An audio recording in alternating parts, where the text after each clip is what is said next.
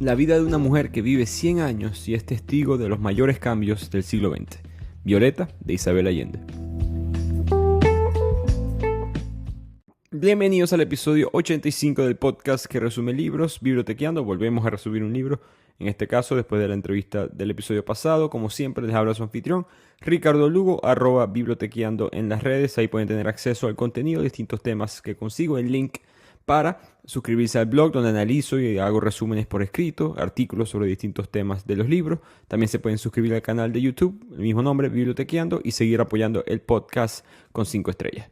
Empiezo dándole las gracias a la editorial Pingüino, aquí en Estados Unidos en español, que me envió este libro de Isabel Allende para discutirlo en este podcast. Este libro me pareció muy interesante porque es como una transferencia de la identidad de Isabel Allende a este personaje de Violeta.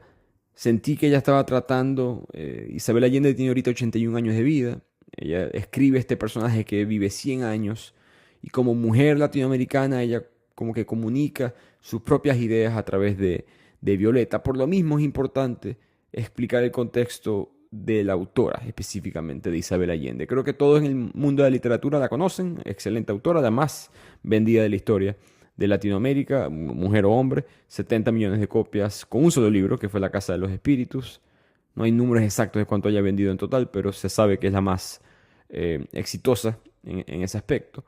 Pero ella, que es chilena, en verdad nace en Lima, en Perú, en 1942, porque su padre tuvo distintos cargos diplomáticos como embajador, porque su papá, Tomás Allende, era primo hermano de Salvador Allende. Los que recuerdan, ese fue el último presidente democrático de Chile, desde 1970 a 1973, antes de que llegara Augusto Pinochet. Entonces, Augusto Pinochet derroca, tumba al tío de Isabel Allende. Y en ese punto es que ella empieza a formar, ella abiertamente, siempre lo ha sido políticamente de izquierda, y aquí es cuando ella empieza a formar estas ideas desde su propio punto de vista, porque ella no estaba muy involucrada, digamos, en la política. Ella tiene, en 1973, cuando llega Pinochet, ella tiene 31 años y no ha escrito ni una página de ningún libro. Cuando sucede el golpe, ella se exilia en Venezuela por 13 años en Caracas. Hay una entrevista muy bonita que yo acabo de subir en Instagram, que muestra a su hija Paula viviendo en Venezuela en aquella época, con ese acento muy particular de Caracas. Y ella, exiliada en Venezuela, es que escribe La Casa de los Espíritus, que fue, por supuesto, su libro más exitoso. Y ella siempre dijo que yo nunca me hubiese convertido en autora si yo no me hubiese ido de Chile a Venezuela. Nada particular con Chile ni particular con Venezuela, simplemente ella siente que uno no se le hubiese abierto la mente como le sucedió al cambiar de país, cambiar un poco de cultura, se sintió liberada, ideológicamente pudo explorar otras ideas, sin mencionar que ella decía, y estas son sus propias palabras, me iba a tener que mantener en el estilo de vida de ama de casa, especialmente en ese mundo, digamos, de la clase alta política de su país. Por lo tanto, a partir de esto ya se convierte en una voz muy importante del feminismo en Latinoamérica, una de las primeras voces, especialmente a nivel internacional, porque su alcance como autora le permitió llegar o mandar el mensaje mucho más lejos de lo que estaba llegando localmente o regionalmente en el continente, en su caso suramericano. Volviendo a su hija, a Paola, es una entrevista muy bonita que ella tiene, porque es una historia muy triste lo que ellas dos vivieron. Paola, en el 91, tenía apenas 29 años y tuvo complicaciones de porfiria. Ella es hospitalizada, esto es en Venezuela, ella es hospitalizada y hubo un error en la medicación, un error en los medicamentos que provocó un daño cerebral que la dejó en estado vegetal. Del estado vegetal los doctores en Venezuela no tenían la tecnología o quizás el conocimiento para tratarla y la transfirieron a un hospital en California. Un año después ella fallece. Y ahí en California, en Estados Unidos, es que Isabel Allende ha estado viviendo desde ese día.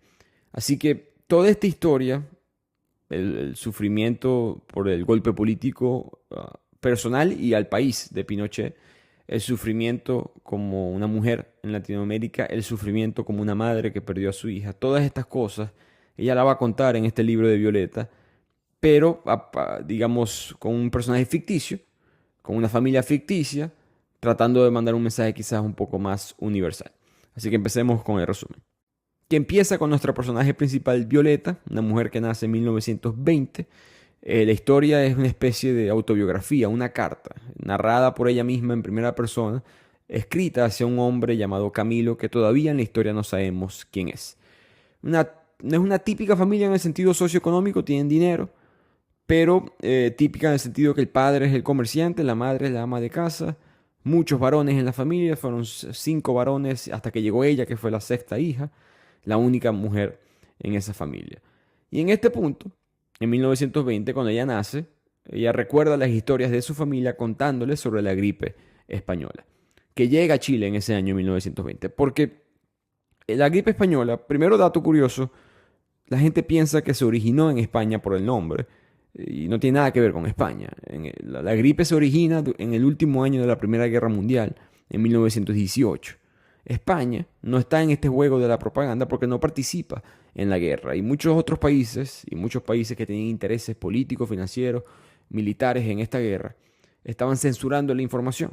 No querían decir la verdad de esta gripe española, no querían bajar la moral de los soldados o del país como tal. Entonces no decían la cantidad de muertes que en verdad estaban sucediendo.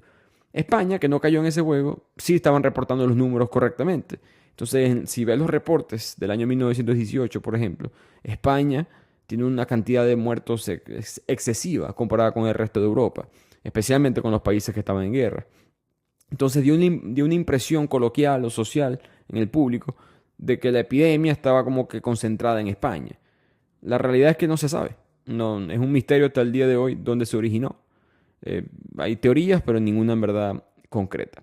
El punto es que el padre de Violeta le tiene miedo a esta pandemia, no por el virus como tal, porque él no puede hacer nada al respecto, sino a la reacción de la sociedad, al caos posible que se pudiera generar, porque él estaba leyendo en los periódicos reportes de lo mismo en Europa. En Europa recién salida de la Primera Guerra Mundial, con hombres, principalmente hombres traumados por la experiencia en la guerra, violentos o entrenados a ser violentos, armados, países probablemente en crisis, económicamente hablando, después de la guerra. Y había mucha violencia, había mucho caos en Europa en este punto, especialmente con los indigentes, los moribundos que entraban a casas a la fuerza buscando comida, soldados que el gobierno se olvidó de ellos, robaban en los negocios, buscaban cómo sobrevivir. Y él, pensando que algo parecido podía suceder en Chile, se compra una pistola clandestina para proteger a la familia. Y yo creo que Allende cuenta esto como conectando esa pandemia con esta pandemia.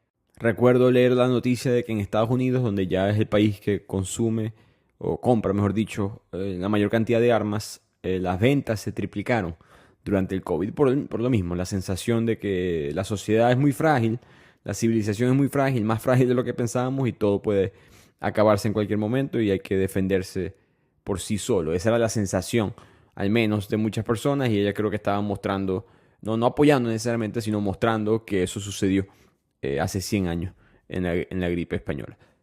Pero Violeta cuenta todo esto como recordando lo que sus padres le habían contado a ella, porque ella apenas era una bebé recién nacida, en el punto que la gripe española llega a Chile. Por lo tanto, la novela se adelanta 5 años después, cuando llega a su vida Miss Taylor, la señorita Taylor, una mujer irlandesa, que llega a Chile para ser una institutriz para Violeta. Fue contratada por la familia. Es una profesión que ha perdido presencia en el mundo de hoy en día, se ve muy poco. Antes era muy común en la alta clase, mejor dicho, la super alta clase. Básicamente eran profesoras, si se imaginan a Mary Poppins, algo así. Normalmente eran mujeres que les enseñaban a las niñas desde temas de educación académicos hasta quizás más importante, por el límite que tenían las mujeres en esta época, valores sociales, comportamiento, cómo comer en una cena, cómo encajar en la sociedad. Era una manera de educar el pensamiento y el comportamiento de las niñas desde muy joven, y así lo explica Allende. Pero de fondo, cuando Miss Taylor llega, hay una especie de misterio. Primero ella decía que era inglesa, que no lo es, se dan cuenta que era irlandesa, y esto es porque ella no quería que se dieran cuenta que ella venía escapada, porque su abuelo, bastantes personas en su familia estaban siendo perseguidas, su abuelo había sido ejecutado por afiliarse al movimiento cartista en Irlanda. Así que un poco del contexto histórico de lo que fue el movimiento cartista. Esto fue un movimiento político, de reforma política, que se originó en el Reino Unido, ya estamos hablando de hace mucho tiempo, hace casi 200 años, en el año 1830. tuvo mucho impacto en Irlanda, porque Irlanda, que no son ajenos al odio a la corona inglesa y al gobierno inglés, cualquier movimiento o reforma política que se originara, independientemente que se originara en Inglaterra, con tal y se tratara de darle más valor o más fuerza al pueblo, al ciudadano promedio, ellos lo apoyaron y este movimiento cartista lo adoptaron muy a favor, porque era un movimiento a favor de los derechos laborales, de la representación de la clase trabajadora. Eventualmente el movimiento, como suele suceder, en la unión está la fuerza, para bien o para mal. Un movimiento político se pega a otros movimientos políticos y personas que quizá no tienen nada que ver con esa idea se combinan. Y ahí empieza a unirse movimientos por el sufragio universal. Irlanda ni siquiera tenía sufragio universal en este punto, y no me refiero solamente a las mujeres, ni siquiera varios hombres. Hombres sin tierra, hombres que no estuvieran conectados a ciertas familias no podían votar. Había mucha restricción la participación política de la clase trabajadora, y no solamente socialmente, sino legalmente, escrito en leyes, evitar que la gente que no formara parte, digamos, de la nobleza fuera parte del gobierno. Entonces el movimiento cartista cogió mucha fuerza en Irlanda. Era una manera de eliminar que estos gobiernos que controlaban Irlanda, que solían tomar decisiones desde Londres, fueran eliminados. Pero el movimiento se acabó.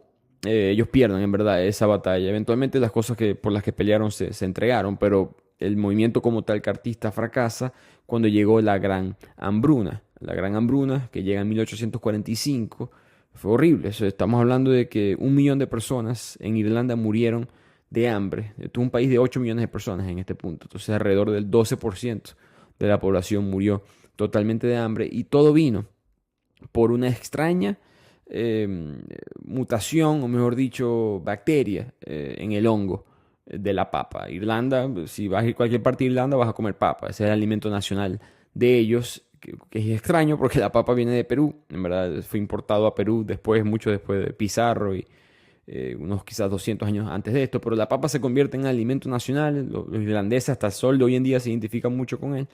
Y a lo que esa papa tiene esta extraña enfermedad, 1 millón de personas mueren, tristemente, y el movimiento pierde poder y Londres aprovechó. Y Violeta escucha todas estas historias de la lucha de Irlanda, y ella se identifica mucho con Miss Taylor porque, a pesar de que era muy joven, ella siente como que acabo de descubrir un secreto, como que acabo de aprender algo que quizás estoy muy joven para aprender, que es la ola de cambio que se viene. En este punto en Chile no hay sufragio universal, las mujeres no pueden votar. Y ya ella escucha las historias de Miss Taylor, como en Inglaterra, ya hay parcialmente sufragio para las mujeres, ya en 1920. Por lo tanto, Allende aquí empieza a manifestar para mí en el libro sus propias opiniones, o la manera en la cual, en este caso, una mujer se puede como despertar a la causa de una idea. El punto es que Miss Taylor no quiere volver a Inglaterra. Todo esto está sucediendo. Ella siente que Chile es su nuevo hogar. Su padre era un alcohólico, su madre murió muy joven.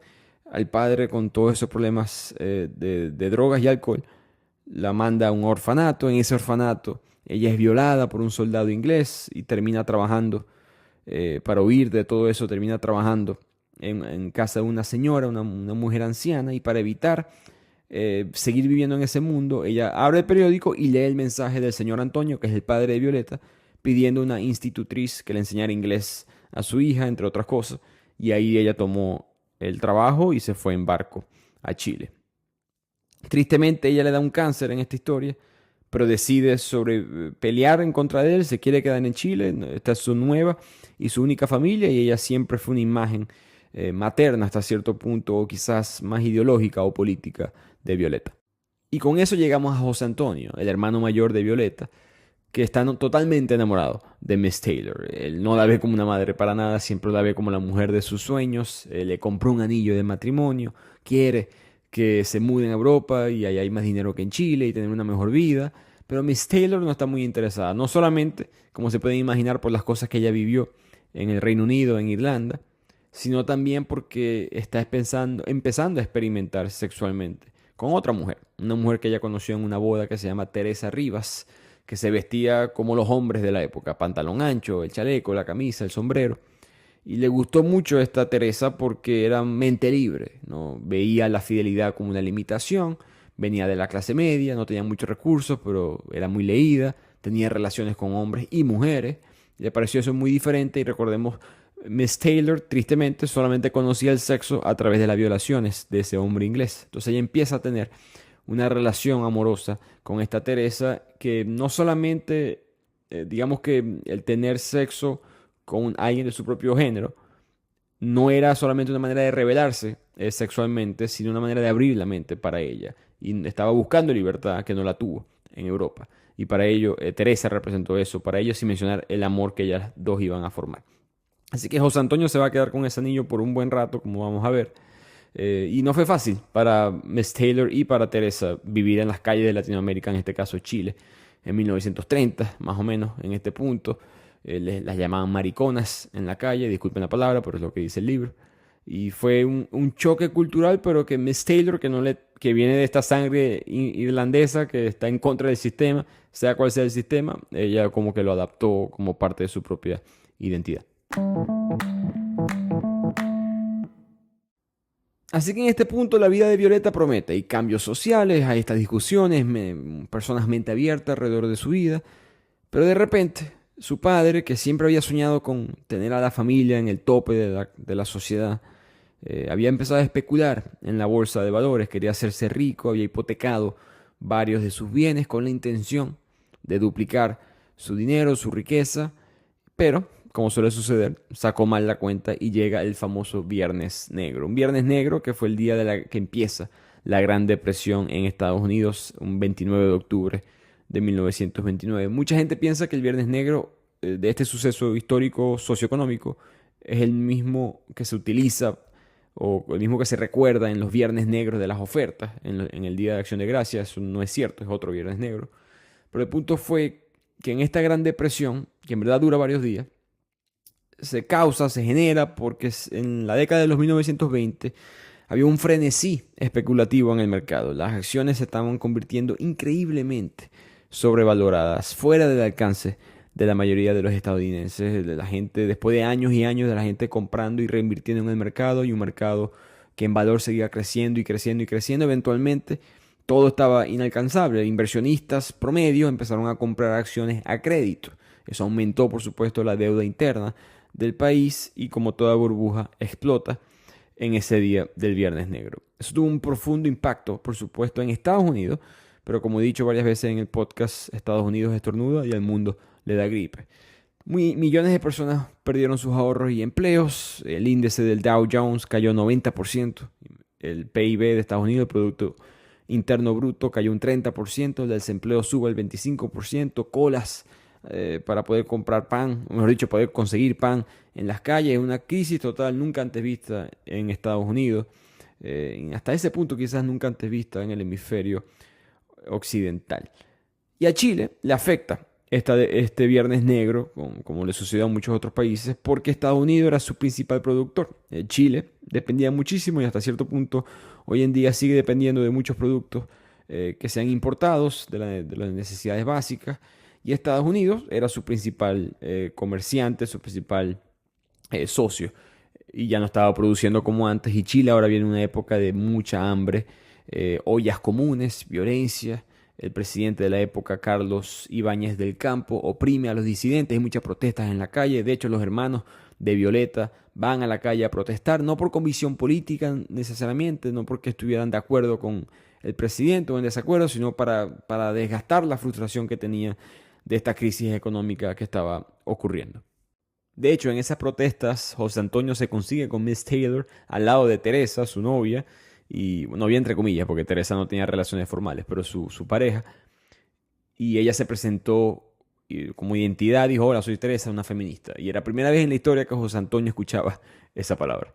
Eventualmente hay un golpe de estado con todas estas protestas, el presidente es destituido, una victoria moral para el pueblo, pero en verdad el hambre va a continuar en Chile. El padre de Violeta, que está a punto de perderlo todo, decide, en medio de la desesperación, realizar una estafa pirámide. Él se había enterado de esas estafas que se estaban poniendo de moda en otros lugares, pero en Chile nadie las conocía todavía. Así que empezó a hacerlas, recupera un poco, pero eventualmente, como sucede, colapsa la idea, le quitaron la membresía del club privado, lo buscó la policía por la estafa, él pierde las propiedades, él pierde sus activos en el banco, se declara en bancarrota y un día Violeta va caminando por la casa, entra al estudio de su padre y solamente escucha un disparo. El padre de Violeta se suicida, obviamente, en esta escena. Y la mamá de Violeta, que no sale mucho en la obra, se manifiesta porque ahora se separa emocionalmente de su esposo. Le agarra rabia al padre de sus hijos por no enfrentar el problema. Él creó todo este problema financiero, social, que van a tener que lidiar y huyó. Le huyó al problema, no lo enfrentó y para ella eso fue un pecado que no se podía perdonar y vemos como la relación, a pesar de que él ya estaba muerto, de la madre de Violeta con el padre de Violeta, más nunca fue la misma. Nunca hablaron de él de la misma manera. De hecho, trataron de borrarlo de la memoria. A él lo entierran. Esto muestra mucho cómo eran las sociedades anteriormente. Lo entierran diciendo que fue un ataque de corazón, porque si no, no lo podían enterrar en el cementerio católico. Y en ese momento Violeta dice que si tuvimos un espíritu de familia, se acabó ese día. Aquí cada miembro de la familia va a coger por su propio rumbo, todos quedaron sin nada y cada quien con sus propias conexiones decide como que armar su propia vida. El único que decide, de los que tienen la edad suficiente, el único que decide mantener a la familia unida de una u otra manera es José Antonio, el hermano mayor de Violeta, siempre el más sensato, el único que le había advertido al padre de los riesgos de esas inversiones. Pero él tiene un problema, que se da cuenta que, bueno, podemos empeñar ciertas cosas que quedaron, una que otras joyas y tener un poco de dinero, pero tenemos el apellido manchado. Y en esta sociedad de la época tan clasista, donde el apellido vale tanto, es muy difícil surgir. Nuestro padre manchó nuestro nombre, nadie va a confiar en mí, en algo de negocio, por lo tanto tenemos que empezar de cero en otro lugar. Y ahí se mudan al campo, a Nahuel, Violeta, Miss Taylor, José Antonio. Ese campo era el campo en verdad de donde nació Teresa, la novia de Miss Taylor. Y ahí el padre de Teresa, que se llama Abel, los recibe y van a pasar los siguientes 9 años de su vida en el monte chileno. Y cabe destacar que parte del plan de José Antonio es pasar mucho tiempo, de hecho él vive la mayoría de su tiempo en otro pueblo a 2 horas de ahí, que era un pueblo que se llamaba Sacramento, donde había muchos inmigrantes croatas. Chile siempre tuvo una influencia altísima de inmigrantes europeos en esta historia, alemanes principalmente, pero también croatas. Y ahí conoce a Marko Kusanovich, uno de los hombres con el que él va a aprender a hacer negocios nuevamente, porque esta colonia croata no tiene estas quizás percepciones de su familia. De repente él no tiene esta mancha con ellos y empiezan a tener una relación profesional que se va a mantener durante toda la obra entre José Antonio y Marko Kusanovich. Pero en el pueblo, Violeta, que sale ahora de esta vida metropolitana de Santiago de Chile, ahora tiene que vivir ordeñando vacas, colocando trampas de conejo.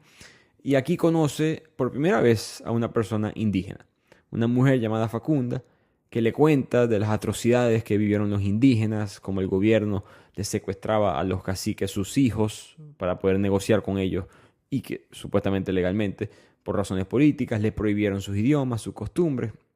La historia es muy repetida en toda Latinoamérica, bueno, en toda América como continente.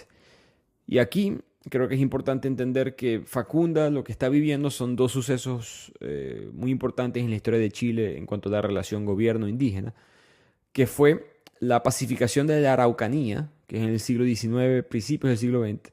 El gobierno chileno básicamente llevó una campaña militar que ocupó las tierras de los indígenas en Mapuche, en el sur de Chile, y despojó a los indígenas de los recursos naturales que tenían ahí. Ellos ya ahora no tenían acceso a eso. Con esa frustración, unos años después, en 1934, se realiza una revolución indígena. Las comunidades de Mapuche se alzaron, pero la represión del gobierno resultó en la muerte de muchos indígenas, la persecución de muchos líderes políticos de los indígenas y la militarización de la región. Y desde ese entonces, básicamente, Facunda vive en una cultura de resignación, con mucha pobreza, analfabetismo, porque la educación no se les brinda, alcoholismo, que me gustó que Allende lo mencionara, porque los estudios, nunca se me olvida eso, los estudios hoy en día demuestran que la raza más susceptible, si divides a los grupos por raza al menos, el grupo más susceptible a caer en el alcoholismo son los indígenas. Se cree principalmente por el trauma de haber sido borrado su cultura de manera tan drástica. Pero Violeta es una niña, en este punto, una niña educada en verdad. Ella estaba aprendiendo a hablar inglés, leía muchos libros, No es una niña típica, no es como que ya es una adolescente joven y no ha explorado muchas amistades, no ha buscado como que el primer noviecito de juego, nada por el estilo, simplemente es una niña por ahora en este punto de su vida serena, tranquila en el campo. Pero esa inocencia se va a acabar cuando un día un hombre mayor pasa por el pueblo y la secuestra, la golpea y quizás la viola, quizás no. La misma Violeta dice que no recuerda muy bien lo que sucedió, lo explica en la carta a este Camilo. Lo que sí recuerda ella es que Torito entró a ese cuarto, sacó a ese hombre a patadas y días después consiguieron el cuerpo de ese hombre pedófilo en el río. Nunca se supo quién los mató. Acusaron a Torito, obviamente, lo que dice la lógica. Lo meten preso, lo torturan, la policía lo hace orinar sangre de tantos golpes que le habían dado. Violeta sufre mucho por el trauma que está viviendo Torito, pero Torito nunca dice nada. Eventualmente llega José Antonio y soborna a los policías para que suelten a Torito y lo hacen. Y cuando después Violeta, José Antonio, todos se reúnen con Torito y le preguntan si él fue el que realizó ese crimen, él simplemente dice, a ese muerto yo no lo conocía. Y nunca se supo si fue él o no. Ahora la novela se adelanta, ella tiene casi 20 años, estamos llegando a la década de los 40, y ella conoce a un estudiante de veterinaria de origen alemán llamado Fabian Schmidt. Ellos dos tienen una relación, ella no está enamorada, pero tiene interés en él, ella tiene bastante interés en ella, él sí se enamora de ella, puedo decirlo así. Ella lo aprecia mucho, pero hasta ahí. No, tienen sus juegos, no hacen nada sexualmente, no cruzan la raya de tener sexo después del matrimonio, pero sí tienen sus momentos. Y ella no se lo esperaba, de repente Fabián le pide matrimonio. Yo creo que esto fue un momento de la vida de Isabel Allende, porque Isabel Allende se casa a los 19 años. En la vida real, hoy en día está casada porque ella se divorció esa primera vez, se volvió a casar, se divorció y se volvió a casar a los 77 años. Hace 4 años ella se casó. Y ella ha hablado muy positivo, ella ha hablado muy negativo, políticamente hablando del concepto del matrimonio en distintos momentos. Y ha hablado muy positivo del mismo. Depende digamos, tu identidad, tu seguridad, en el caso de ella como mujer. Y es interesante escuchar muchos de sus argumentos en cuanto a eso. Pero esta Violeta va a sentir muchas de las cosas que ella sintió en esa época. Ella no sabía ni siquiera que el tamaño de esta decisión. Ella todavía ni siquiera es una mujer hecha y derecha para tomar una decisión tan grande. Lo único que sabe es que si dice que sí, va a tener un estilo de vida muy estructurado, que sería dentro de la colonia alemana de la familia Schmidt, y va a ser una esposa y ya. Ese va a ser su rol y no hay mucho más que hacer después de eso. Ella le dice a Fabián que lo va a pensar, no toma una decisión todavía. Tuvo por lo menos la cabeza fría en ese momento para decir eso.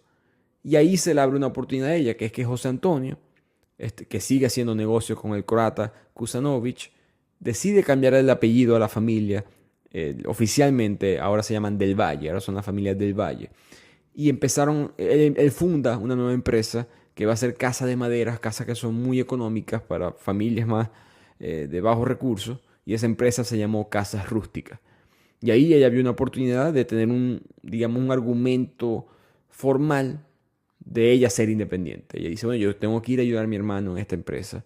Voy a ser una socia de él, voy a ayudarlo con esto. Y ahí ella se va de este pequeño pueblo y se va a Sacramento a trabajar con su hermano. Pasa un año ahí trabajando hasta que llega la noticia de que su madre se estaba muriendo. Y por primera vez vemos a Violeta llorar en la obra, porque ella no tenía una buena relación con su madre. No es que él la odiaba ni nada por el estilo, es que nunca tuvieron un lazo, nunca se sintió una relación madre-hija muy fuerte. Y ella sintió que en parte fue por su culpa, por ella siempre estar más pegada quizás a Miss Taylor, por ella ahora que estaba un poco mayor, entendiendo lo que significa ser mujer, no había apreciado las cosas por las cuales había pasado su madre y básicamente sintió que desperdició 19, 20 años de su vida en la cual ella pudo haber tenido un modelo a seguir femenino, pero no lo tuvo. Sin mencionar que la madre nunca fue la misma después del suicidio de su esposo. Pero en todo ese, digamos, ajetreo personal, en eso llega la Segunda Guerra Mundial. Que por supuesto fue un suceso global que de una u otra manera, ya sea política o culturalmente, tuvo sus consecuencias dentro de Chile. En Latinoamérica como tal, en verdad, la Segunda Guerra Mundial pasó, era una noticia en el periódico y ya. Brasil en verdad fue el único país que declaró guerra a las potencias del eje. solamente porque Alemania les hundió unos barcos comerciales y por honor Brasil tuvo que declarar de guerra a este país y por supuesto Japón e Italia. Chile se mantuvo neutral, que fue la posición oficial de muchísimos países globalmente hablando, pero en Latinoamérica esa fue la posición oficial de muchos países, a pesar de la presión de Estados Unidos que quería que se declararan o se posicionaran oficialmente a favor de los aliados. Pero Chile, la razón por la cual se mantuvieron neutrales es que, bueno, primero somos muy vulnerables por mar y los alemanes tenían técnicas, tecnología de submarino muy avanzada, ellos estaban expuestos por el Pacífico, especialmente con Japón. Y segundo, internamente en el país, socialmente, no queremos disturbios internos porque tenemos muchas colonias alemanas, como la de Fabian Schmidt, y colonias italianas. Estadísticamente tiene que haber muchos simpatizantes a la causa del eje. Dentro de Chile no queremos ningún tipo de problema. Y esa fue la posición oficial de Chile, geopolíticamente hablando.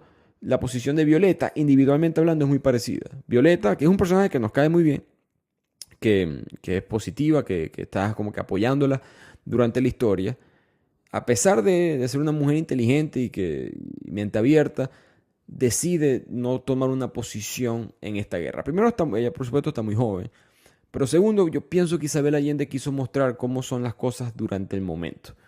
Es muy fácil hablar del pasado con el punto de vista del presente, pero las cosas en el pasado sucedieron pensando en el futuro o pensando en el presente, pero no lo analizan o no lo viven en el momento, de la manera que tú lo estás viviendo ahorita. Y ahí yo creo que ella quiso mostrar como que esta era la posición de la mayoría de las personas. Primero que el holocausto se supo mucho después de la Segunda Guerra Mundial, por lo menos para el resto del mundo. Hay imágenes muy famosas. Yo visité un campo de concentración, Dachau, el segundo más grande después de Auschwitz. Y recuerdo claramente videos que mostraron de la época cuando los soldados ingleses, franceses, estadounidenses entran y liberan estos campos de concentración y abren los cuartos de la cámara de gas, otros cuartos que donde guardaban los cuerpos, y son pilas de cuerpos desde el piso hasta el techo, uno encima del otro. Y nunca se me olvida la cara por supuesto, como horror, pero combinada con asombro. Asombro desde el punto de vista negativo de que no sabíamos que esto era tan grave. Y esa es la realidad, que mucha gente en el momento no abrió los ojos a lo que estaba sucediendo o simplemente miró hacia el otro lado, hasta personas buenas. Como decía Martin Luther King Jr., no es el daño de los malos lo que duele, es el silencio de los buenos. Y creo que Isabel Allende sabe eso y quiso dar ese mensaje sutilmente con este momento de Violeta declarándose personalmente, digamos, ambivalente, como mencioné, o mejor dicho, indiferente al resultado de esta guerra. Fabián, en este punto de la historia, le pide matrimonio otra vez, porque ahora él hizo bastante dinero, descubrió una tecnología de inseminación artificial para los bovinos, para el ganado, y eso le trajo bastante fama, respeto en la comunidad, por supuesto, como mencioné, éxito financiero. Violeta sigue como que dudando de lo que quiere hacer. Mientras tanto, en la ciudad, Teresa y Miss Taylor, las dos están activistas como feministas, especialmente Teresa, por supuesto. Y es increíble, ¿no? En la historia estamos viendo mujeres que pelearon por cosas que hoy consideramos tan normales. El derecho al voto, ingresos propios, el derecho a poder abrir tu propia cuenta de banco, el derecho a la custodia, protección en el trabajo, defensa contra la violencia, el derecho al divorcio, como decía un comediante, que no es el derecho al matrimonio lo que importa, es el derecho al divorcio, más importante todavía. Todas esas cosas no las tenían ellas todavía. Y otros temas quizás más pesados y quizás hasta debatidos, como el concepto de matrimonio, como la esclavitud o el aborto, hoy en día apenas se están empezando a mencionar. Pero Teresa es una de esas mujeres que lo está mencionando. Y por esas ideas tan radicales, ella con frecuencia terminaba en la cárcel por publicar sus ideas y por crear disturbios. El gobierno de la época conservador no permitía este tipo de expresión. Por lo tanto, Miss Taylor cambia como persona, como podemos ver, son ideas que ella aprende en Chile, ¿no? Hasta cierto punto fue expuesta a ellas en Europa, pero Teresa le cambia la perspectiva de la vida y Miss Taylor con esto se convierte en una especie de mentor o como consejera para Violeta, que Violeta va a hablar con ella para la discusión de qué hacer con este matrimonio. Ella no quiere cambiar, ella sabe que iba a tener una vida muy segura con Fabián, una colonia alemana, donde todo el mundo se ayuda, es imposible, por decirlo así, quedar en la bancarrota, siempre alguien te va a ayudar. De por sí Fabián ya está haciendo mucho dinero, pero es eso, seguridad o libertad, ¿cuál de las dos quiero? Eventualmente, en el año 1945, cuando ya la Segunda Guerra Mundial se está acabando, ella decide casarse con Fabián y lo hacen en el hotel de la familia. Ahora tienen un hotel en la misma colonia, el Hotel Bavaria.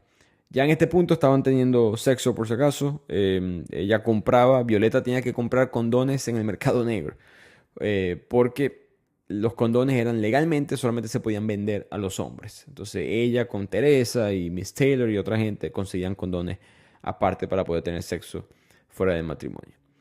Así que Violeta está en este mundo de mujer casada, en esta nueva etapa de su vida, y está haciendo bastante dinero, y no por Fabián, sino por ella individualmente. Ese negocio que ella había invertido con su hermano, las propiedades, le estaba yendo muy bien, tan bien que a Fabián no le gustó. Esa mentalidad del hombre de antes, bueno, supongo que hay hombres que todavía piensan así, pero esa mentalidad de que el hombre es el que tiene que proveer, mi mujer no puede estar trabajando, eso se ve mal. Violeta, deja de trabajar, yo soy el que trae dinero en esta casa. Ella lo que hizo fue que empezó a decir que el trabajo era un hobby y calladita, calladita, en primera empezó a hacer bastante dinero en ese negocio. Después, pasan 3 años casados, la vida se puso monótona y un día ella se despertó y simplemente se fue. Y en esta nueva época de soltera, entre comillas, porque ella no se puede divorciar, ¿no? Legalmente no lo puede hacer, Fabián no le quiere dar el divorcio, todas las cosas están a nombre de él, la casa, las propiedades, muchas de las cuentas de banco, entonces ella no puede hacer nada al respecto. No hay ninguna solución legal, así que ella simplemente tiene que vivir soltera, entre comillas, mientras está casada. Y en esta época de soltera le llega un hombre llamado Julián Bravo, héroe de la guerra, alto, apuesto, imagínense un actor de cine, y empiezan a tener una relación estrictamente carnal. Tienen sexo a cada rato, tienen sexo en el hotel, de hecho, de su esposo, de Fabián. Y ella hasta un punto llega a decir que hemos tenido tanto sexo y no pasa nada, que me imagino que tú eres estéril. Así que siguen teniendo sexo sin protección, sin cuidarse, y de repente, error, queda embarazada. Ella le cuenta esto a Fabián, va a hablar con él, le cuenta lo que está sucediendo, y Fabián en verdad la amaba a Violeta y le dice que yo te acepto hasta con el hijo de otro hombre. Pero Violeta simplemente no era personal con Fabián, es que no quería volver a esa vida. Ahora el plan de ella es pasar meses en el clandestinaje, prácticamente escondida, porque tener un hijo bastardo fuera de matrimonio era un sacrilegio en esta época. Eventualmente este niño va a nacer en el pequeño pueblo de Sacramento, y este Julián Bravo, el padre, que era un mujeriego, que era un hombre con un estilo de vida muy activo, cambia un poco, se convierte en un hombre mucho más centrado con Violeta.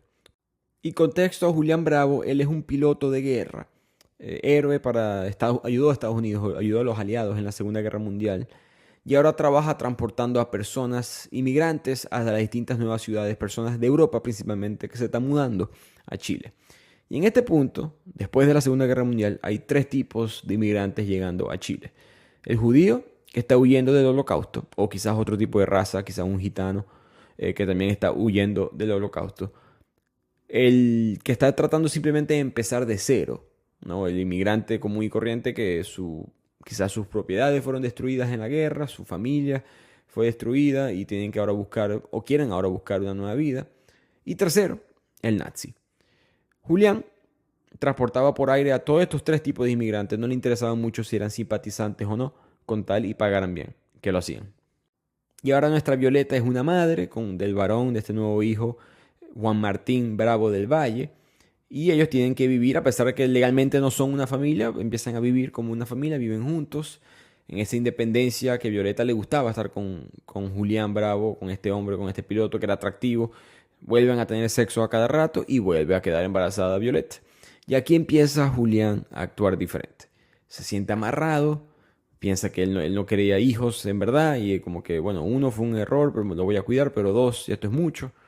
Violeta se da cuenta que Julián la toca menos físicamente, se siente menos atraído hacia ella, duerme en el sofá de vez en cuando pelean Julián la golpea, nunca en la cara, intencionalmente para no dejar huellas, le era infiel con otras mujeres.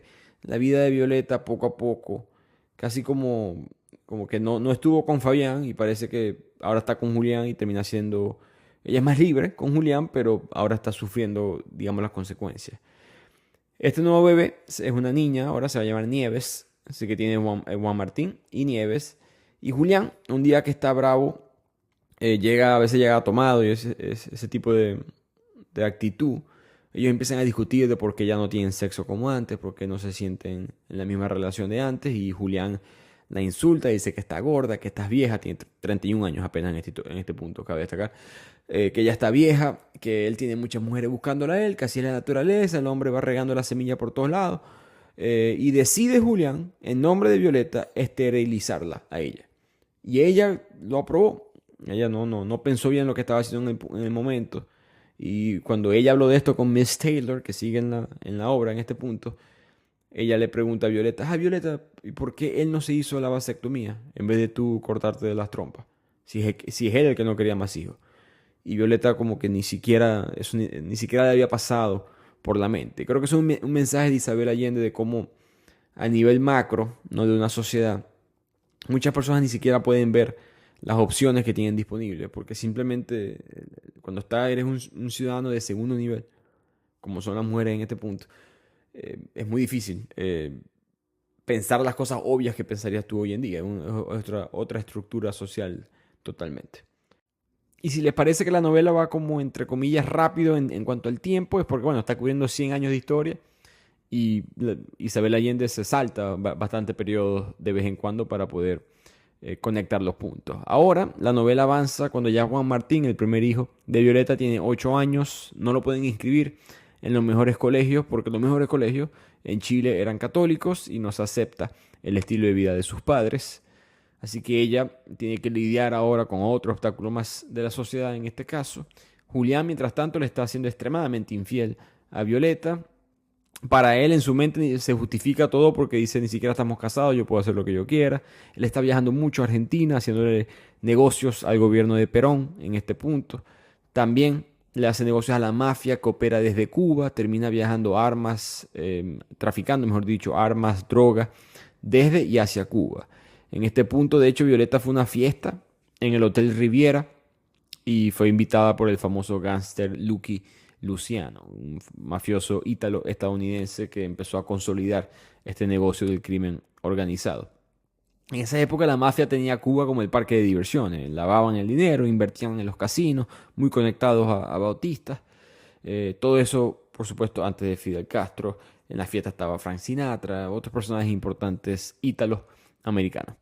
Con todo ese dinero, Julián, que no lo puede colocar o depositar en un banco sin levantar sospechas, decide, junto a Violeta, invertir en un segundo negocio que es Air Gaviota, una especie de aerolínea de cargo de transporte. Y aquí Violeta oficialmente, digamos, se convierte rica, por decirlo así, ya es parte de lo que su padre nunca pudo lograr, lo logró ella, tanto con el negocio de su hermano y ahora con este negocio de transporte aéreo. Pero a pesar del éxito financiero, personalmente ella está sufriendo mucho.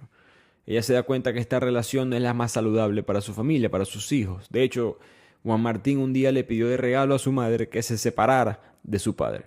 Así de inestable estaba esta familia de mentira en los ojos de Violeta y poco a poco empieza a tomar esta decisión de cómo me salgo de aquí. Pero en este punto estamos llegando casi al año 1960, estamos en el año 58, 59, es el punto que llega en Cuba la Revolución Cubana. Batista, el que era el último gobernante antes de los Castro, Batista, se escapa de Cuba para tener un exilio de oro en el extranjero con $100 millones, $100 millones en esa época, muchísimo dinero. Y Julián ve una oportunidad. Julián dice, bueno, yo traficaba drogas y distintos tipos de productos a estos mafiosos en Cuba. Ahora hay un nuevo tipo de mercancía que hay que traficar, que va a ser los propios cubanos. Muchos cubanos quieren empezar a emigrar a la ciudad de la Florida y él empieza a conectarse en ese mundo y a pasar mucho más tiempo en Miami para poder viajar de Miami a La Habana mientras traficaba a estas personas. Y ahora en este punto de la historia, poco a poco, la gente del pasado, personas que no hemos hablado mucho en este resumen, pero tíos, amigos de la familia, ya todos están falleciendo, ya llega esa etapa de la vida de Violeta, cuando llegas a tus 40 años y muchas de las personas que te formaron de joven ya empiezan a partir de este mundo. Pero sucede algo importante en Chile, que es un terremoto que, esto es lo que dice la historia, duró 10 minutos, tsunamis hasta Hawái, un barco pesquero terminó en medio de la ciudad de Sacramento, miles de muertos. Isabel Allende, la autora, nunca menciona el nombre de este terremoto, pero supongo que se refiere al terremoto de Valdivia de 1960, que es ampliamente considerado uno de los terremotos más poderosos jamás registrados en la historia. La magnitud fue de 9.5, casi el máximo en la escala de Richter, entre 1.000 a 6.000 personas muertas en ese terremoto. Lo relevante de eso en la historia es que Teresa, esa feminista que estuvo presa, por cierto, por comunista en un punto en la historia, muere por el humo del fuego. Ella estaba sufriendo de un cáncer de pulmón. El humo del fuego, un incendio causado por el terremoto, fue demasiado. La misma Nieves, la hija de Violeta, tuvo un poco de quemaduras, pero sobrevivió. Y algo quizás bueno dentro de todo esto, que Miss Taylor, al perder a Teresa, se iba a devolver, iba a regresar a Irlanda 40 años después de haber vivido en Chile, y al fin se dio cuenta que su hogar era Chile y que su amor era José Antonio, el hermano de Violeta. José Antonio la logra convencer finalmente, y ese anillo que él había comprado 30 años atrás se lo entrega, se casan los dos, él de 62, ella de 57 años, y vivieron juntos, digamos, felices para siempre por los próximos 20 años. Pero lo importante o relevante en este punto para nuestra protagonista es que consiguió la anulación del matrimonio. Por cuestiones financieras, la familia de Fabian Schmidt se dieron cuenta que era mejor eliminar a Violeta de los documentos, eliminarla de la familia, y decidieron, por cuestiones de negocio, anular el matrimonio. Así que a los 40 años de edad, Violeta al fin es una mujer oficialmente soltera. Y ahora la novela cambia, se va a poner mucho más fuerte desde el punto de vista psicológico y familiar. Porque estamos 10 años más adelante, Violeta tiene 50 años, Juan Martín está en la universidad estudiando filosofía e historia en la Católica, y y Nieves, la hija menor de Violeta, resulta tener una personalidad muy diferente a lo que Violeta estaba acostumbrada. No es como Juan Martín, termina saliendo como su padre. De hecho, básicamente se muda con su padre, que como mencioné anteriormente, estaba pasando la mayoría de su tiempo en Miami. Así que Nieves, que tiene 18 años, se muda a Miami, le gusta ese estilo de vida, expuesta a esta vida de vicio. Su padre de por sí compraba y consumía cocaína que él mismo padre a veces le daba a su propia hija de 18 años.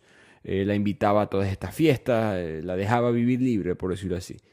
Y en eso, Violeta admite que ella se culpó parcialmente por lo que vamos a ver ahora, que ella no se dio cuenta de que ella simplemente siempre confió en Julián. Julián siempre le decía, no, tranquila, Nieves está feliz aquí en Miami, está estudiando, cuando en verdad estaba perdida. A veces ni él sabía dónde estaba. En este punto, Nieves, uno de esos hombres de la noche, de la vida nocturna, le invitó a irse a Las Vegas, y tiene meses sin volver a Miami, al punto que Julián tuvo que contratar un detective privado para ver qué estaba haciendo ella. Imagínense, una chica de 18 años que ya está consumiendo todo tipo de sustancias en la época, estamos en los 60, en la época del verano del amor. La música, la marihuana, los psicodélicos, el sexo, el libertinaje, después de un tiempo muy conservador en Estados Unidos. Un periodo que creo que todas las civilizaciones han pasado. En este punto para Estados Unidos fue en los 60, España fue más en los 80. Violeta no se percató de todas estas cosas, no conectó los puntos y pasó años sin ver a su hija, y simplemente confiando en la palabra de Julián, que decía que estaba estudiando arte, cuando en la realidad era que el detective privado le avisaba a Julián dónde estaba su hija, y normalmente las noticias eran siempre negativas, de drogas y sexo no controlado, sin cuidado, sin ni siquiera ella saber muy bien en dónde estaba parada. Y ahí es cuando llegan las noticias fuertes. Un día el detective le avisa que Nieves tuvo una sobredosis de heroína.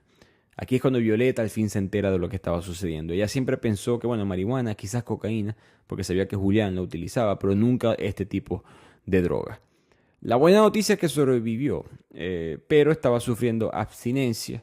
Entonces la llevan a una clínica de rehabilitación en Utah, el estado mormón dentro de Estados Unidos, para alejarla de la locura de Las Vegas y de la locura de Miami. Julián le dice a Violeta que ya lo peor pasó, que ya tocó fondo, que ahora todo va a mejorar. Por supuesto, esto era mentira, pero Violeta, con esta así como lo menciona ella en el libro, dependencia psicológica, no se daba cuenta de los errores que estaba cometiendo. De hecho, el detective le admite a Julián que, mira, ese novio que tenía tu hija en Las Vegas, él básicamente la hizo adicta a la heroína y la prostituía para que ella pagara la heroína que ambos consumían. Básicamente ella fue utilizada por este hombre que Julián quería matar, pero no hallaba cómo conseguirlo. Un día en rehabilitación, ya tiene meses en rehabilitación, Violeta se queda con ella todo este tiempo, pero el padre comete un error de regalarle $500 de regalo de cumpleaños y con ese dinero ella se escapa de la clínica. Y después de años es que la vuelven a conseguir. Ahora ya estamos en la década de los 1970, pronto va a venir el golpe de Augusto Pinochet. Y ella dice, no voy a cometer el mismo error. Ahora que conseguí a mi hija, la voy a internar nuevamente en esta clínica de rehabilitación. Voy a tratar de alejar al padre lo más posible. Y voy a estar aquí pendiente de ella todos los días. Y en ese diario, en esa rutina, ella se enamora, o mejor dicho, establece una relación con Roy Cooper, el detective. El mismo que la consiguió a ella, el mismo que había contratado Julián. Él se convierte en verdad en el primer hombre en muchos años en tener sexo con Violeta y ella ya tenía 51 años, pero esas actividades sexuales Violeta se dio cuenta, le recordó que ella todavía le quedaba energía, le quedaba algo que dar a esta vida. Pero esa sensación, digamos, de energía, esa inyección de energía le duró poco.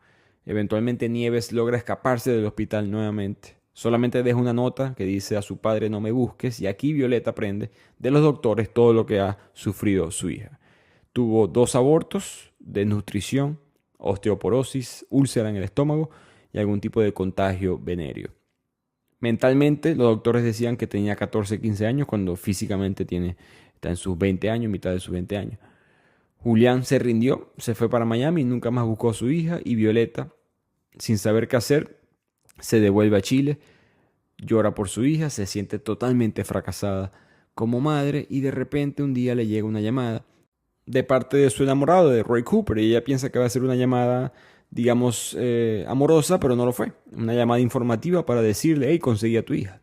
Está en Los Ángeles, en un barrio mexicano, y está embarazada. Tenía un novio, un exnovio, mejor dicho, que lo asesinaron, y él sospecha que ese exnovio también la estaba prostituyendo a ella nuevamente. Ella buscando salirse de este problema, llamó a Roy Cooper porque era el único hombre que conocía, la única persona que en verdad le confiaba.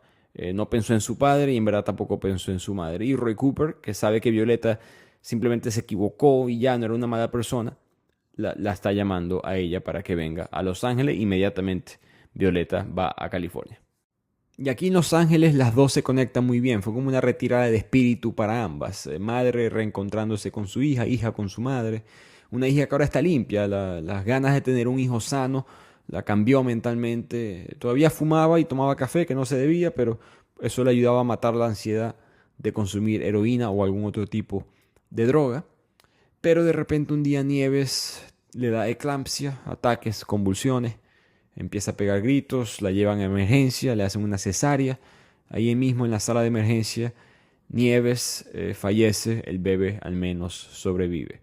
Y recordemos lo que pasó, tuvo que sobrevivir emocionalmente Isabel Allende cuando perdió a su hija Paola. En este punto en el libro no se conecta mucho con la autora, porque ella de verdad cuenta muy bien lo que está sintiendo una madre al perder a una hija.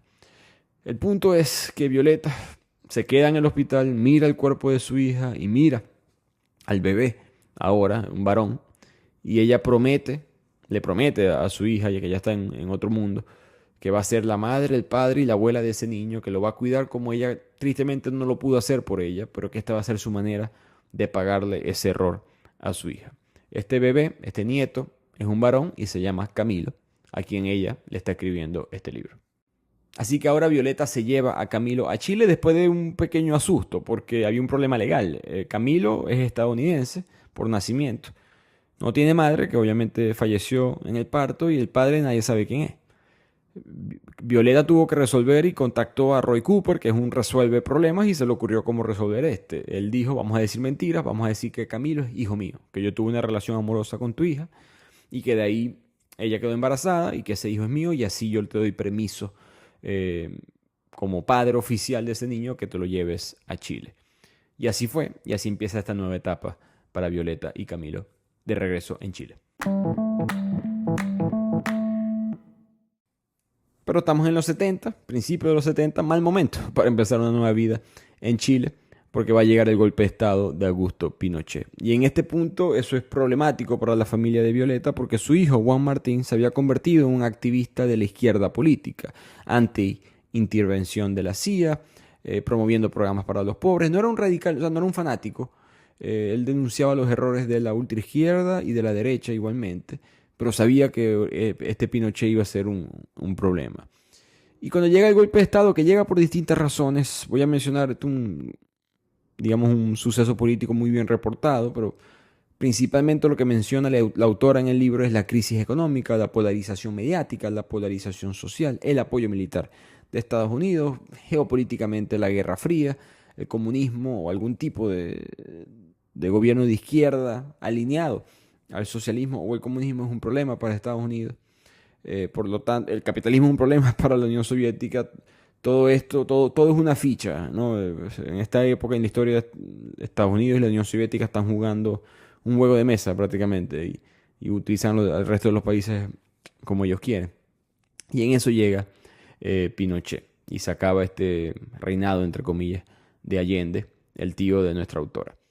En este punto, en la vida real, es cuando Isabel Allende se muda a Venezuela. Pero en el libro como tal, Pinochet entra en el poder. A mí me gustó muchísimo. Yo fui a Santiago de Chile este año, en mayo de este año, y visité el Museo de la Memoria y de los Derechos Humanos en Santiago de Chile, un museo que reporta todo este legado de violaciones a los derechos humanos, muestra los periódicos, muestra los videos de presos políticos, presos, gente inocente que está en los estadios simplemente esperando ser fusilados.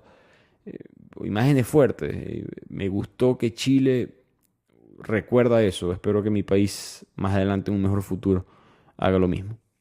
Pero en este golpe de Estado se establece un toque de queda. Pasan varios días con Juan Martín escondido, con Violeta. Ella aquí es que aprende de todo lo que está haciendo Pinochet, de los estadios, los asesinatos, la depresión, las desapariciones, lo militarizado que estaba el país, unas masacres que hubo en las universidades, estudiantes que fueron asesinados. Eventualmente Violeta le dice a su hijo que, bueno, tú te puedes escapar, tú te puedes ir con tu padre. Tu padre tiene todos estos aviones y todas estas empresas de transporte y todos estos contactos políticos. Él debe conseguir alguna manera de sacarte del país, evitar que te pase algo. Pero Juan Martín y Julián tenían una mala relación, en gran parte por la política.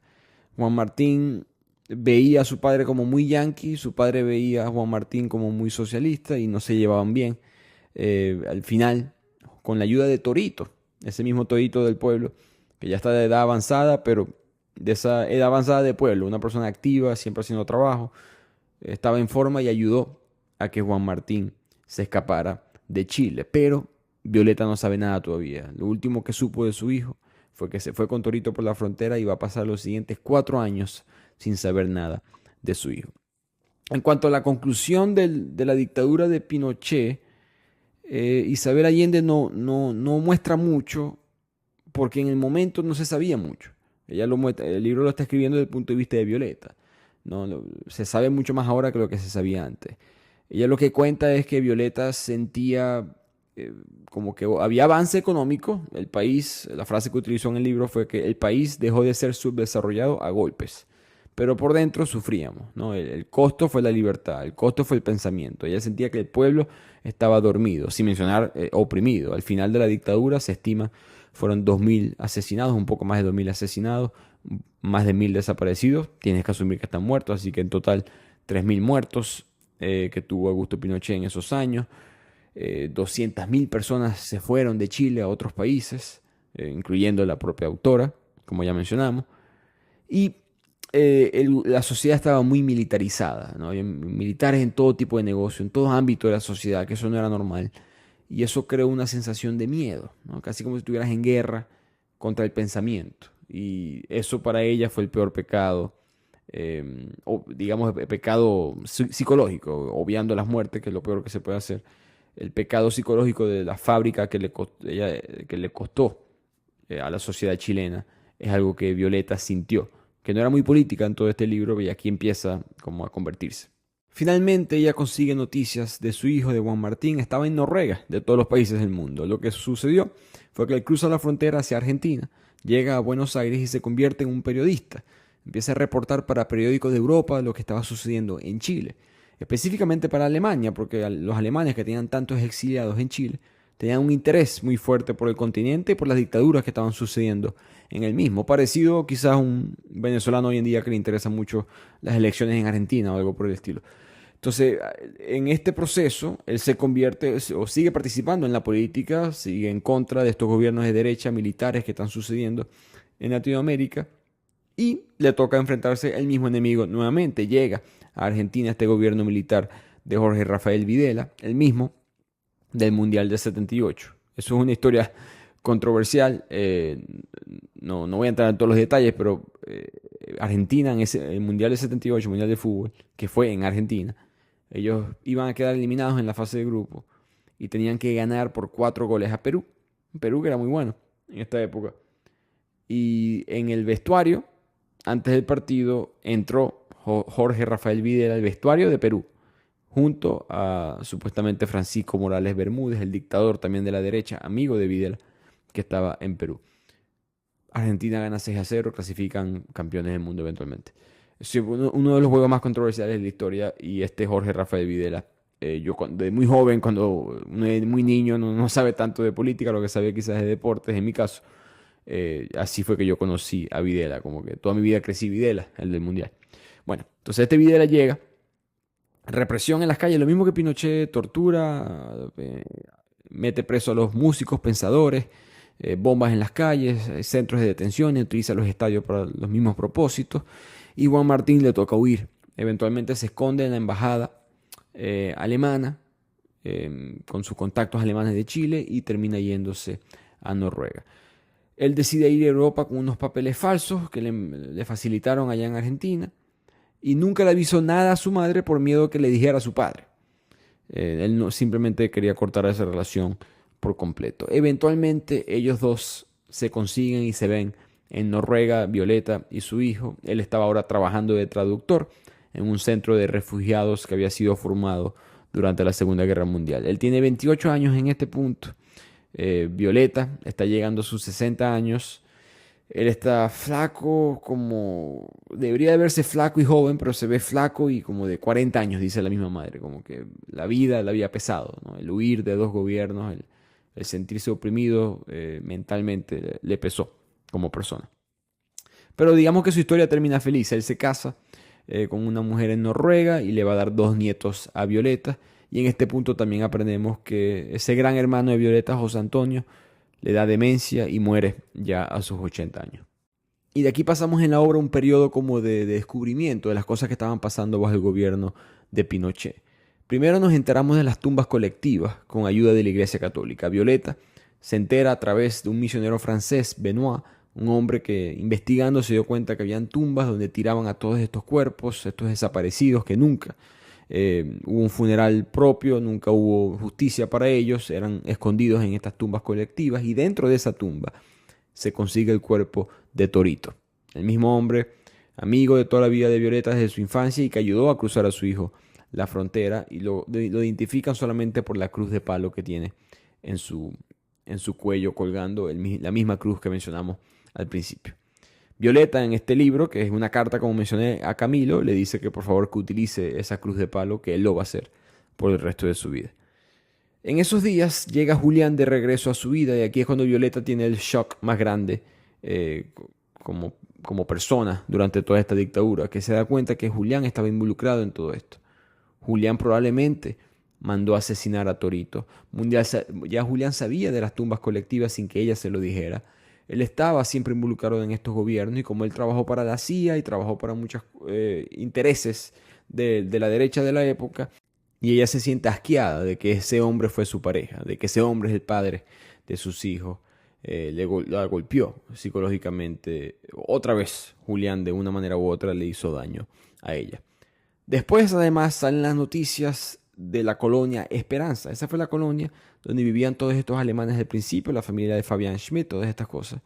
Esa colonia era colaboradora del gobierno.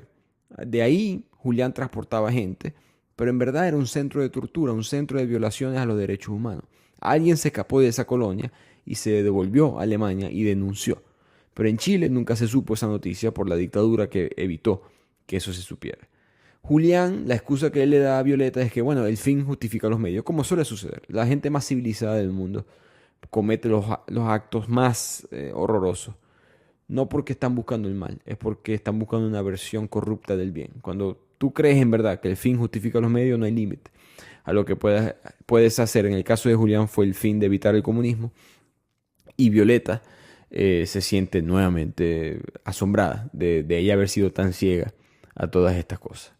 Por lo tanto, Violeta busca vengarse, está muy frustrada con Julián y llama a Zoraida, que era una exnovia, una boricua de Julián, que en esa época Julián le había prometido matrimonio, que te voy a dar hijos, todas estas cosas, nunca lo hizo. Violeta sabía, esa Zoraida va a tenerle rabia a Julián, y yo sé más de los números, porque Julián era como que el que manejaba el avión, el que hacía las operaciones de la empresa, pero la logística y los números, y dónde estaba el dinero y todas estas cosas la manejaba Violeta mucho mejor, y Zoraida también. Así que las dos planearon cómo vengarse de él, y a lo Al Capone, ellos no pudieron. Al Capone nunca estuvo preso por sus peores pecados, estuvo preso por evadir impuestos, le hicieron lo mismo a Julián. Con sus conexiones y dinero solamente pasó 4 años en la cárcel, pero esa fue su manera de vengarse de él, y él nunca supo en verdad que ella fue la culpable de que él pasara esos 4 años en la prisión. Y aquí la novela se adelanta nuevamente al año 1986. Camilo tiene ya 14 años, un adolescente. Nuestra personaje principal, Violeta, tiene 66 años. Ya muchas personas de su vida no están vivas. Roy Cooper fallece, que fue uno de sus grandes amores. Pero se enamora ella nuevamente de un hombre llamado Harald Fisk. Comparten cartas por muchos años. Fue un hombre que de una u otra manera ayudó a su hijo a cruzar la frontera, y se enamoraron y se casaron. Violeta se casa por primera vez, por amor en verdad, porque con Fabian Schmidt en su mente no contaba. Ella tenía 66 años, casándose por primera vez, le daba risa, pero lo decía con orgullo. Que nuevamente me imagino la sensación de la autora cuando se casó recientemente, de 77. El problema con todo esto es que Violeta, disculpen, siente que tiene algo que le falta en la vida, que se dio cuenta era devolverle todo este dinero que ella hizo, todas estas conexiones que ella tuvo quizás éticamente dudosas, el dinero que ella hizo a través de quizás Julián, negocio de aviación. Ella quiere devolverle el dinero al pueblo de alguna u otra manera. Contactó a esas mujeres campesinas que le ayudaron a conseguir las cuevas con las tumbas colectivas, y todas esas mujeres recibieron una especie de indemnización financiera, y además ella creó unas fundaciones para ayudar a los campesinos y a los movimientos femeninos. Esa fue la manera de Violeta de devolverle su riqueza al pueblo. Ahora ella personalmente sigue siendo madre de Juan Martín y de Camilo, y Camilo se está metiendo en muchos problemas en la escuela por mala conducta. Estaba haciendo grafitis en las paredes antidictadura, se lo llevaron preso, todavía está Pinochet en el poder. Lo sacan de la cárcel con ayuda del embajador de Estados Unidos, que era un amigo conocido, tenía una conexión, Violeta, con este embajador. Y si se preguntan por qué Estados Unidos ayudaría, es porque en este punto en la historia Estados Unidos está limpiándose un poco, lavándose las manos. No quieren estar conectados a una dictadura que estaba perdiendo prestigio y poder. Así que poco a poco empiezan a políticamente voltearse con Pinochet. En ese momento Camilo, como mencioné, muy mala conducta, estaba poniendo ratones en los bolsos de los profesores, lo conseguían con revistas porno, fumaba marihuana. Y el rector decide no expulsarlo, solamente por compasión, pero sentía que tenía suficiente argumento. Y si eso hubiese pasado, su vida hubiese sido muy diferente, porque lo que terminó pasando con Camilo es que se convirtió en un cura. Y ahora, 3 años después, en el año 1989, pasan 2 cosas muy importantes. Cae la dictadura de Pinochet y cae el muro de Berlín casi por su propia cuenta, como dice Violeta. Aquí los jóvenes en Chile conocen la democracia por primera vez, ¿no? Los viejos se reencuentran con esa vieja amiga, pero la generación nueva, que nunca sabía lo que era vivir en democracia, va a experimentarla por primera vez. Y lo primero que vino en este gobierno de transición fue una democracia condicionada. En verdad, muchas de las personas que ayudaron a Pinochet, que se beneficiaron de Pinochet, siguieron en el poder y nadie pagó por los crímenes. Emergieron 2 partidos políticos que habían sobrevivido en la sombra de Pinochet y no se quiso provocar a los militares, no se quiso provocar ni siquiera a Pinochet. Es una de las cosas quizás más espantosas de todo esto, que Pinochet nunca paga por sus pecados. Pinochet muere tranquilo, de viejo, a los 91 años de edad, en su casa con su familia, ni siquiera en otro país, ni siquiera necesitó el exilio. Ahí mismo en Chile, él vivió tranquilamente el resto de sus días. Para mí, uno de los pocos dictadores en la historia que no tuvo que pagar, en verdad, por sus crímenes. En parte, Violeta nos explica que la consigna del momento era ponerle un manto al pasado y mirar al futuro. No se quiso provocar a los males del pasado, querían simplemente pasar la página y mirar a un Chile mejor. Pero ahora sin Pinochet las cosas se empiezan a conocer, los secretos empiezan a salir, las colonias alemanas que mencionamos, donde hacían experimentos con prisioneros políticos, ejecuciones. El jefe de esa colonia escapó ileso a Suiza hasta su muerte. Busquen el nombre Paul Schaefer. Fue un ciudadano alemán, esto es de la vida real, un ciudadano alemán ex militar nazi.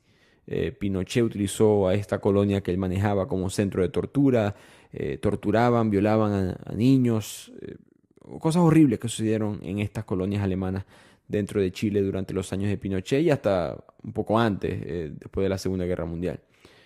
Fabián estuvo, digamos, consciente o conectado a esto. Fabián Schmidt, ese primer esposo que Violeta no reconoce, pero él nunca sabía lo que estaba sucediendo. Él muere en el año 2000, mucho más adelante nos enteramos de esto en el libro, pero él muere en el año 2000, de 80 años. A Violeta le alegró que él al final pudo tener otra familia, dejó hijos, nietos. Ella en verdad no tuvo odio hacia Fabián, simplemente ella no quería esa vida. Juan Martín regresa a Chile finalmente. La lista negra que Pinochet había escrito, en la cual él estaba, su nombre estaba en esa lista, fue borrada, fue eliminada, fue parte de la reconciliación, por decirlo así, del país. Y Violeta ahora está de 70 años, enamorada, casada y, como dice ella, con menos tiempo que perder. No puedo perder tiempo en estupideces ahora de 70 años, así que tiene mucha más urgencia. Y su urgencia es más del lado personal con Camilo y del lado político. Todas esas fundaciones femeninas que ella había construido dentro del manto de la dictadura empiezan a florecer ahora en la democracia. Ella se alegra que ahora la mujer tiene divorcio, derecho al divorcio, derecho al aborto, y ahora se van a enfocar en el derecho a la protección legal en la violencia doméstica. Y con eso llegamos al final del libro. Violeta nos explica más detalles sobre Camilo, de que él de repente escuchó este llamado a Dios de convertirse en cura, que ya no se lo esperaba, ya no le gustaba mucho la religión. Isabel Allende, como autora, por si acaso, no le gusta para nada la religión. Pero quizás esto muestra un poco cómo ella piensa. Camilo no va a unirse específicamente a los jesuitas por formar parte de un grupo que es moralmente superior o algo por el estilo, sino que se une para poder ayudar a las personas uno por uno. Él no quiere cambiar el mundo, él no quiere reformar el mundo, lo que quiere es poder ayudar a los demás, y la religión le permitía, era un camino para hacer eso. Así que él se sintió completado formando parte de esta organización. De hecho, lo mandan al Congo, en África, para ayudar a todas estas personas, y se sintió completado haciendo esto. Cuando él está en el Congo, Violeta sigue en Chile. Ella empieza a ver que le quedan pocos días en este mundo. Ya se está acercando a los 100 años. Se da cuenta cómo ha cambiado el mundo. Desde 1920, cuando yo ni siquiera podía abrir una cuenta del banco sin el permiso de mi esposo, ni siquiera podía comprar un condón en la calle. De repente ahora hay una mujer presidente en Chile, ¿no? Está Michelle Bachelet. Su esposo muere, que eso le recuerda a ella, me quedan pocos días. Así que voy a llamar a Camilo, a mi nieto / hijo, y le voy a decir que pase conmigo este último año. Y en ese año, que es el 2020, ella escribe esta carta, este libro llamado Violeta, pensando en lo irónico que es que nació en una pandemia y muere en otra. La última frase del libro es Violeta escribiendo: adiós Camilo, Nieves ha venido a buscarme, el cielo está precioso. Y con eso llegamos al final de este resumen. Como siempre, unas últimas palabras para terminar la historia. Espero que la hayan disfrutado. A mí me gustó mucho, me entretuvo. Una novela, no es una novela histórica, pero tiene sus momentos críticos de la vida, tanto personales para Violeta y sus familiares como para el país o para el mundo, políticamente hablando. Y creo que eso es una constante en la vida de todos nosotros, ¿no? Todos nacemos en una época que no nos damos cuenta quizás, está atrasada en muchas cosas. Y más adelante nos percatamos que hay cambios que son necesarios, que hay cosas que hay que cambiar y que nosotros podemos formar parte de ese cambio y que la vida la podemos vivir de esas dos maneras, en el sentido directo de los hijos que tú dejas en el mundo, es una manera de mejorar el mundo, como lo hizo ella con Camilo, como lo hizo ella con Juan Martín. No lo pudo hacer tanto con Nieves, pero Nieves fue una vía a Camilo. Y está el otro lado, o la otra vía, que es dejar la idea, ¿no? Que mejorar el mundo con las ideas. Y ella perteneció a ambos grupos, perteneció a momentos oscuros, tristes, grises de su vida, de ambos lados, pero esos errores te forman, esas situaciones te hacen la persona que eres y eventualmente vas a dejar el mundo un lugar mejor si lo haces de la manera correcta, y creo que Violeta es un ejemplo de eso. También hay muchos aspectos que no se pueden percatar bien en el resumen, que son de la soledad. Isabel Allende mencionó que parte del libro es inspirado en su madre, que ella vio como su mamá dejó de estar conectada al mundo, ya en la vejez como que no tenía energía, o ya su entorno, ¿no? Su cultura, el mundo en el cual ella nació se desapareció. Sus amigos empiezan a fallecer, queda ella sola en este mundo, y ella sintió que quizás la mamá de Violeta representa eso. Al mismo tiempo Violeta hacia el final se rejuvenece, evita ese error de una manera u otra. Así que espero que hayan disfrutado de este resumen. Nuevamente gracias a la editorial Pingüino por enviarme este libro, y nos vemos la próxima semana en otro episodio de Bibliotequeando.